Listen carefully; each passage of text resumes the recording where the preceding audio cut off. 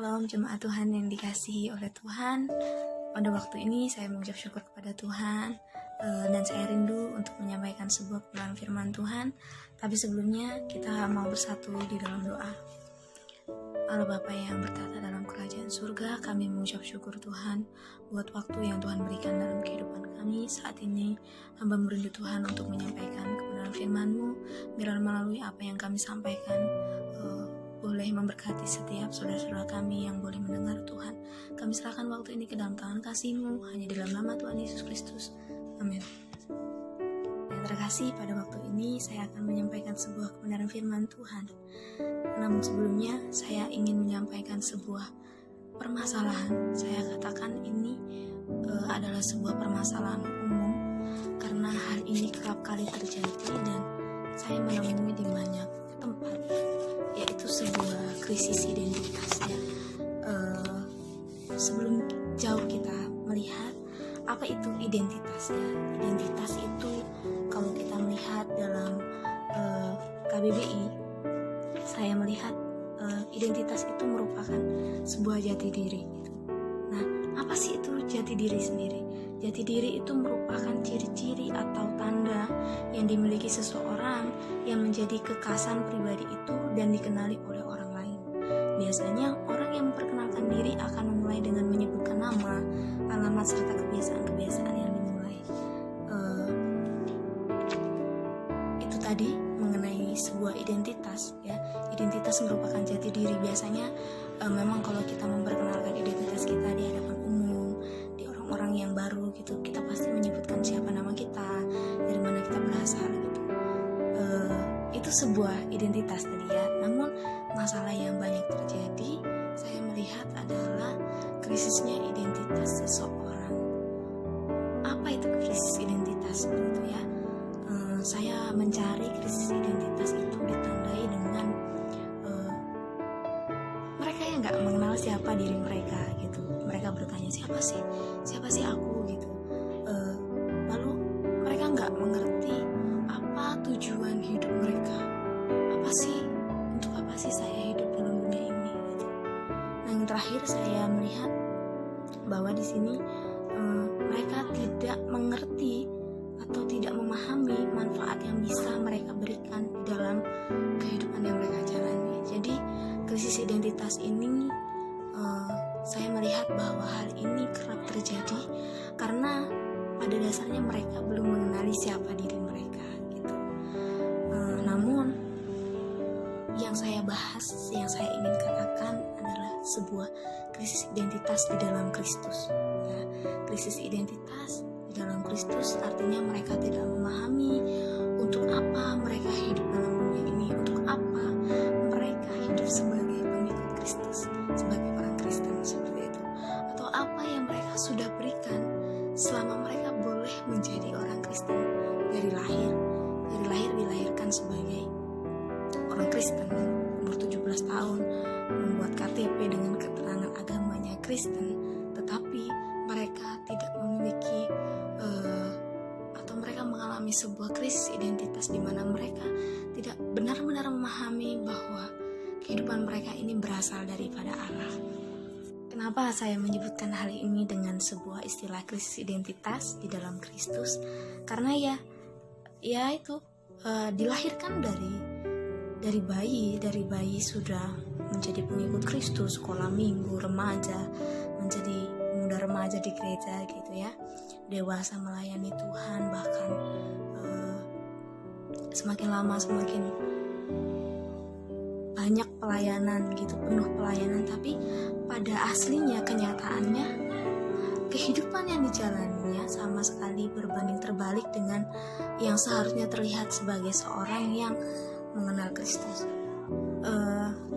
Benar saja saudara-saudara bahwa seseorang yang mengenali identitas dirinya itu pasti akan menghidupi kehidupannya itu sesuai dengan identitasnya begitu ya.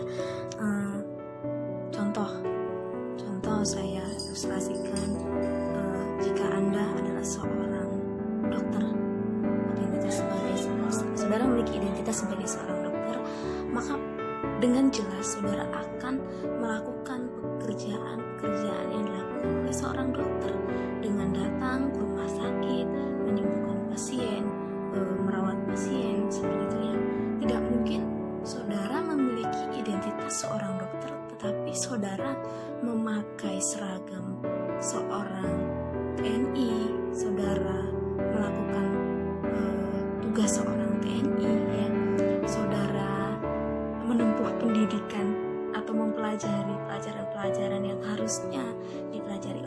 seorang tentara seperti itu ya. Di ilustrasi ini pula saya ingin membawakan saudara-saudara sebagai manusia-manusia yang telah ditebus oleh Allah. Seharusnya saudara memahami, seharusnya saudara mengetahui siapa identitas saudara. Nah, melalui hal itu pula saya rindu mengajak saudara untuk membuka Alkitab kita di dalam kitab Efesus pasalnya yang keempat, ayatnya yang ke-31 sampai dengan pasal yang kelima ayatnya yang ke-6. Saya akan bacakan untuk saudara. Demikian bunyi firman Tuhan. Efesus 4 ayat yang ke-31. Segala kepahitan, kegeraman, kemarahan, pertikaian dan fitnah hendaklah dibuang dari antara kamu. Demikianlah pula segala kejahatan. Ayat yang ke-32. Tetapi hendaklah kamu ramah seorang terhadap yang lain, penuh kasih, mesra dan saling mengampuni, sebagaimana Allah di dalam Kristus yang telah mengampuni kamu. Kita masuk ke dalam pasal yang kelima. Di dalam pasal yang kelima terdapat perikop, yaitu hidup sebagai anak-anak Tuhan. Kita akan baca pada ayat yang ke-1. Sebab itu jadilah penurut-penurut Allah seperti anak yang kekasih, dan hiduplah di dalam kasih sebagaimana Kristus Yesus juga telah mengasihi kamu dan telah menyerahkan dirinya untuk kita sebagai persembahan dan korban yang harum bagi Allah. Manusia baru yang telah ditebus Allah, yang telah berhenti melakukan atau berpindah dari kehidupan yang lama.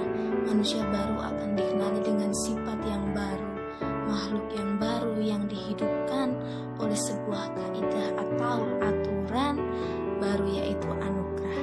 Saudara, kita mau melihat bahwa manusia baru kita, identitas baru yang kita miliki itu semata bukan karena apa yang kita usahakan, tapi di dalamnya kita mendapatkan karena anugerah dari Allah. Karena pengorbanan Kristus membuat kita memiliki sebuah identitas baru. Kita menanggalkan kehidupan kita yang lama, kita menanggalkan kegelapan, ketidakkudusan yang kita miliki pada masa yang lalu. Kita memahami bahwa kita telah ditebus oleh Allah dengan darah yang mahal, dengan darah yang kudus di atas kayu salib, menyatakan bahwa kita memiliki sebuah identitas yang baru. Hal yang saya lewatkan, saya jelaskan mengapa sebuah jati diri itu penting ya. Jati diri itu penting karena bagaimana kita dikenali, bagaimana orang lain memahami kehidupan kita itu melalui jati diri, melalui identitas kita. Bahkan melalui jati diri kita, melalui identitas kita, kita dapat menjadi kesaksian yang hidup sebagai seorang yang dikatakan Kristen atau pengikut Kristus. Di dalam pasalnya yang keempat, di situ pada ayat yang ke-17, di atasnya itu ada perikop yang mengatakan yaitu manusia baru. Saudara, hal yang ingin saya sampaikan bahwa saya percaya, saya yakini bahwa saudara-saudara semuanya telah memahami siapa saudara sebenarnya. Saya percaya bahwa saudara bukan orang-orang yang krisis identitas. Saya tahu bahwa saudara memahami untuk apa saudara ada dalam kehidupan ini. Tidak lain dan tidak bukan adalah untuk menjadi kesaksian yang hidup bagi Tuhan, gitu ya. Siapa saudara, saya juga tahu. Saya memahami, saya yakin bahwa saudara mengamini bahwa saudara adalah seorang pengikut Kristus, seorang yang saya katakan adalah orang-orang yang telah ditebus oleh Kristus. Dan orang yang telah ditebus oleh Kristus itulah yang dikatakan sebagai orang-orang atau manusia-manusia baru. Di dalam perikop ini mengatakan manusia baru. Nah, manusia baru artinya kalau kita menyebut sebuah manusia baru, berarti ada manusia lama gitu ya. Kenapa ada yang baru? Pasti ada yang lama gitu. Nah, saya mau katakan orang yang atau manusia-manusia lama itu kita mau melihat di dalam pasalnya yang ke 18. Saya akan bacakan dalam ayatnya pasal 4 ayat yang ke-18, dan pengertiannya yang gelap jauh dari hidup persekutuan dengan Allah karena kebodohan yang ada dalam mereka dan karena kedegilan hati mereka. Jadi jati diri seseorang manusia lama itu dikenali dengan kehidupan atau identitas yang tidak kudus ya. Pengertian di sini dikatakan pengertiannya yang gelap jauh dari hidup persekutuan dengan Allah. Saya mencatat di sini dalam catatan saya, orang-orang atau manusia-manusia lama itu orang-orang yang jauh persekutuan dengan Allah. Mereka asing dengan kehidupan yang kudus. Padahal saya mau katakan hidup kudus itu bukan saja merupakan cara hidup yang dituntun Allah dan yang berkenan kepada Allah. Lebih dari itu, hidup kudus sebenarnya adalah hidup yang menyerupai Allah sendiri. Jadi saya mau katakan bahwa memang manusia lama itu manusia yang tidak hidup menyerupai Allah gitu. Kalau manusia lama hidup tidak menyerupai Allah, lalu bagaimana dengan manusia baru? Ya, manusia baru itu adalah manusia yang kita mau melihat di dalam ayatnya yang ke-20. Saya akan bacakan. Tetapi kamu bukan demikian. Kamu telah belajar mengenal Kristus. Ya, ini ayat yang sangat unik ya. Kita melihat dikatakan bahwa kamu bukan demikian. Kamu telah belajar mengenal Kristus. Belajar mengenal, telah mengenal ya. Itu adalah sebuah identitas yang dimiliki oleh seseorang atau manusia baru.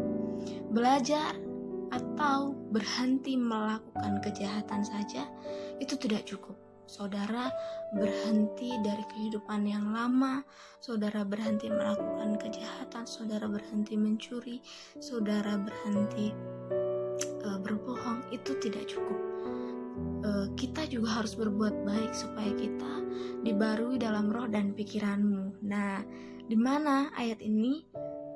Di ayat yang ke-23 dikatakan supaya kamu dibaharui di dalam roh dan pikiranmu ya, supaya pada akhirnya manusia baru, identitas baru yang saudara miliki itu dapat saudara kenakan, begitu ya. Ketika saudara telah menyadari bahwa saudara adalah manusia baru yang telah menerima anugerah Allah dalam penebusan di dalam Yesus Kristus, apakah saudara bisa menghidupi kehidupan yang memiliki dua identitas? Ya bisa.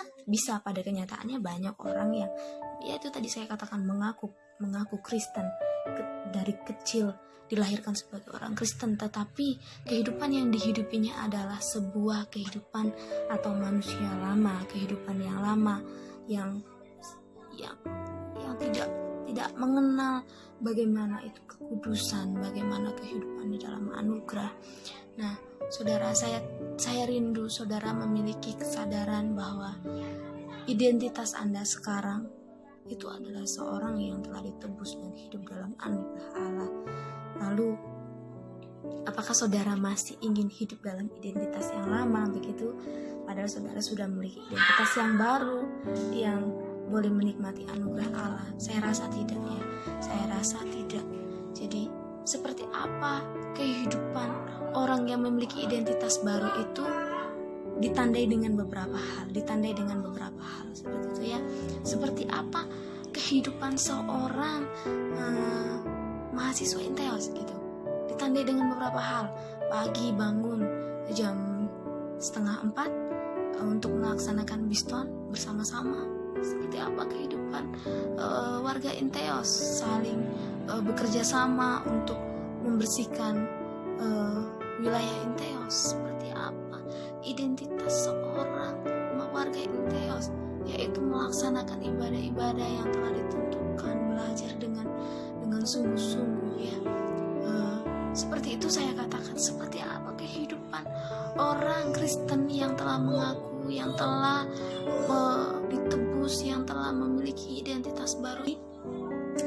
Saudara, saya rindu menyatakan bahwa saudara yang telah memiliki identitas baru, hiduplah dalam identitas baru itu gitu. Identitas yang telah Anda miliki, hidupilah supaya kehidupan saudara itu dapat dikenali dengan baik. Jangan sampai orang melihat bahwa orang Kristen kok gak punya kasih ya gitu. Orang Kristen kok kehidupannya gak sesuai ya. Iya ya, di statusnya di Facebook, di Instagram, di WhatsApp, di mana-mana statusnya rohani, kelakuannya aduh ya sama sekali tidak sesuai dengan apa yang dikatakan gitu.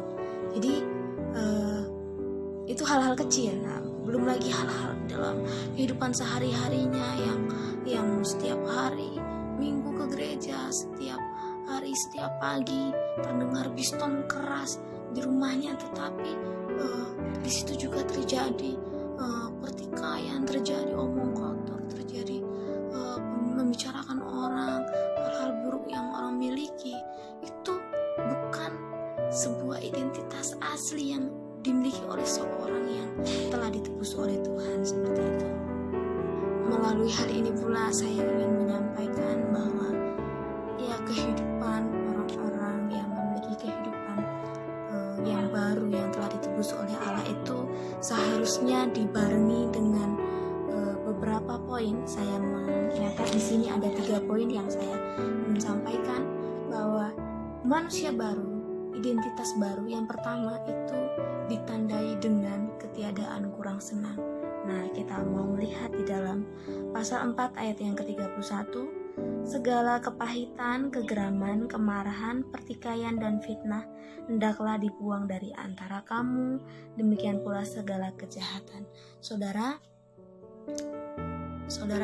kalau saudara mengatakan bahwa saudara manusia baru, tetapi saudara masih hidup dalam kehidupan yang kurang senang, kurang damai, kurang kasih, saudara bukan manusia baru yang menghidupi identitas saudara gitu.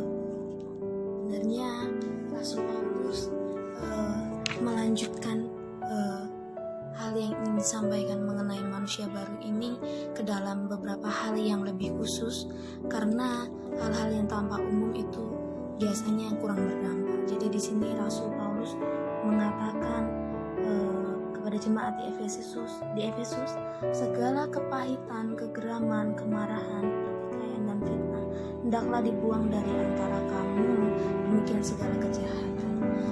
Saudara, orang yang memiliki identitas yang baru, orang yang hidup dalam manusia yang baru itu dikatakan adalah orang-orang yang membuang segala kepahitan. Dibuang ini merujuk kepada orang yang percaya harus membuang kehidupan yang lama itu, kehidupan kita yang dulu mungkin kita di sini dikatakan memiliki kepahitan, kegeraman itu saya melihat itu berasal dari bahasa aslinya, yaitu tomos, adalah kemarahan yang cepat terbakar atau cepat murka. Kalau dulu kita disenggol dikit sama teman kita langsung tersinggung, menggembor-gemborkan segala apa yang telah dikatakannya, ya segala sesuatu yang seharusnya mampu kita permudah menjadi kita sulit melalui kegeraman kita, melalui kemarahan kita. Sedangkan kemarahan itu berasal dari bahasa yaitu orge, yaitu kebencian yang bersifat menetap. Saudara, kalau dulu kehidupan saudara yang lama itu memiliki kebencian yang tetap, saudara kekeh, saudara bertetap hati untuk tetap menyimpan kemarahan itu, kebencian itu dalam kehidupan saudara, sampai akhirnya itu berlangsung lama. Saudara boleh saat ini, karena saudara telah mengenakan manusia baru ini,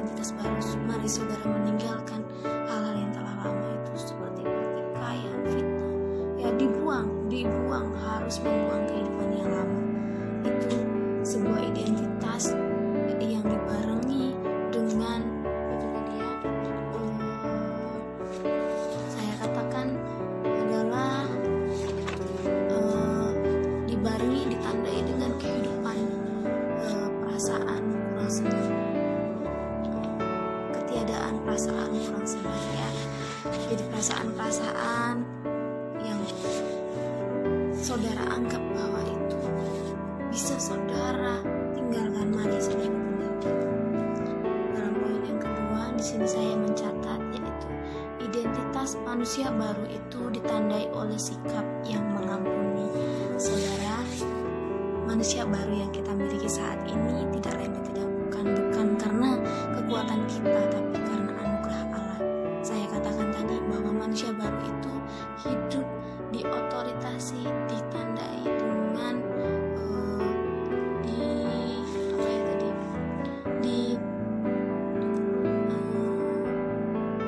disebut dengan kehidupan yang dihidupkan oleh sebuah kaidah atau aturan, yaitu anugerah. Kita tahu hal itu. Jadi di dalam ayatnya yang ke-32 kita mau melihat, yaitu saya akan bacakan saudara, tetapi hendaklah kamu ramah seorang terhadap yang lain, penuh kasih, mesra dan saling mengampuni, sebagaimana Allah di dalam Kristus telah mengampuni kamu. Jadi identitas seorang manusia baru itu yang kedua yaitu ditandai oleh sikap yang mengampuni. Ayat ini kontras atau berbeda dengan ayat yang ke-31 ya.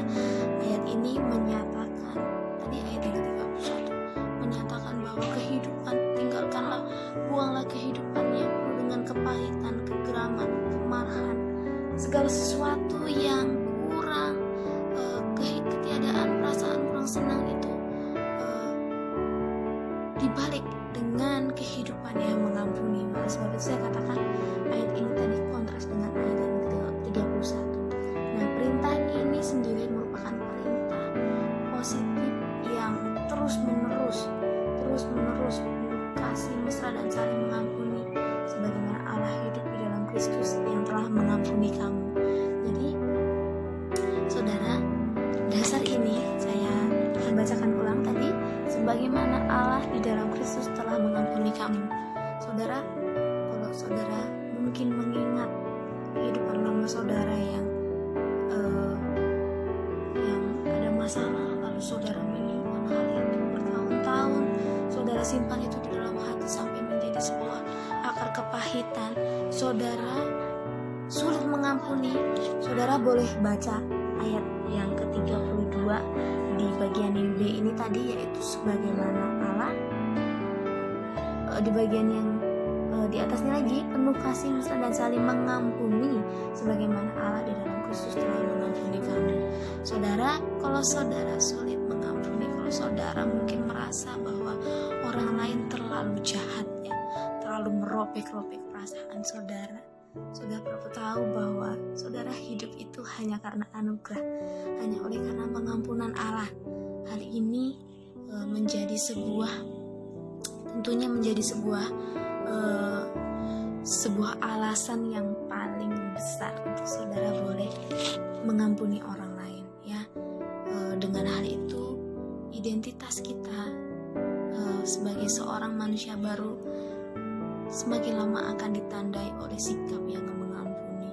Poin yang terakhir yang ingin saya katakan yaitu identitas manusia baru itu ditandai oleh sikap penuh kasih. Yang kelima, ayat 1 sampai yang kedua, di situ ada perikop yang mengatakan hidup sebagai anak-anak terang. Sebab itu jadilah penurut Allah seperti anak-anak yang kekasih, dan hiduplah di dalam kasih sebagaimana Kristus Yesus telah mengasihi kamu dan telah menyerahkan dirinya untuk kita sebagai persembahan dan korban yang harum bagi Allah. Saudara, kehidupan seseorang manusia baru ditandai dengan sikap yang penuh kasih. Hal ini sesuai dengan kedudukan kita sebagai anak. Ya, sebagai anak dan orang tua itu memiliki suatu hubungan yang sangat erat. Biasanya anak itu dituntut untuk taat terhadap apa yang telah diarahkan oleh orang tuanya. Ya, dikatakan di dalam pasalnya yang pertama, di dalam ayat yang pertama, sebab itu jadilah, sebab apa? Sebab manusia baru yang telah saudara miliki itu buktikanlah dengan hidup seperti anak-anak yang belajar dengan meneliti orang tua mereka, dengan meniru orang tua mereka. Dengan meniru. Saya saya maksudkan, demikian kita di dalam Tuhan, seperti hubungan tadi saya katakan, seperti hubungan seorang anak dengan orang tua, seorang anak yang meniru kehidupan orang tuanya, seperti itu umumnya. Kalau yang lain-lain ya itu pada umumnya seharusnya orang tua itu, anak itu meniru kehidupan orang tuanya, karena ya seperti anak-anak itu senang meniru orang tuanya. Seperti itu kita di dalam Tuhan diharapkan kehidupan manusia baru, yang identitas baru yang kita miliki itu harus kita buktikan. Kita ditandai oleh kehidupan yang penuh dengan kasih. Buktikanlah bahwa kita sebagai anak-anak Tuhan, sebagai orang-orang manusia baru, ya kita pengikut Kristus. Kristen itu adalah pengikut Kristus, artinya ya berarti kita mengikuti, meniru segala apa yang telah Allah ajarkan melalui Yesus Kristus, yang telah Yesus ajarkan dalam kehidupan kita, seperti itu ya. Melalui hal itu goals terakhir kita, tujuan terakhir kita, supaya kita itu hidup dengan identitas yang penuh kasih. Melalui kehidupan yang penuh kasih, saudara boleh menjadi kesaksian yang hidup, kesaksian yang nyata bagi orang-orang di sekeliling saudara. Jadi pada akhirnya saya mengharapkan bahwa saudara memahami siapa saudara. Nah, kalau saudara tadi belum memahami siapa saudara, saya katakan, tadi saya sudah menyampaikan, Anda, saudara-saudara semua adalah manusia-manusia baru yang telah menerima identitas baru itu di dalam Allah melalui anaknya Yesus Kristus, melalui pengorbanannya di dalam Yesus. Jadi kehidupan baru saudara yang saudara miliki itu ditandai dengan tadi poin yang pertama adalah manusia baru ditandai dengan ketiadaan perasaan kurang senang. Saudara meninggalkan kehidupan yang lama, kehidupan yang lama itu saudara buktikan dengan poin yang kedua, yaitu ditandai oleh sikap yang mengampuni. Dan pada akhirnya ketika saudara telah menyadari bahwa saudara adalah manusia baru, saudara meninggalkan kehidupan yang lama, saudara membawa kehidupan saudara kepada sikap yang mengampuni, yang berbanding terbalik dengan kehidupan yang lama. Pada akhirnya saudara harus membuktikan itu dengan kehidupan yang penuh kasih. Dan akhirnya kita boleh menjadi pengikut-pengikut Kristus, boleh menjadi kesaksian yang hidup bagi Kristus di hadapan banyak orang.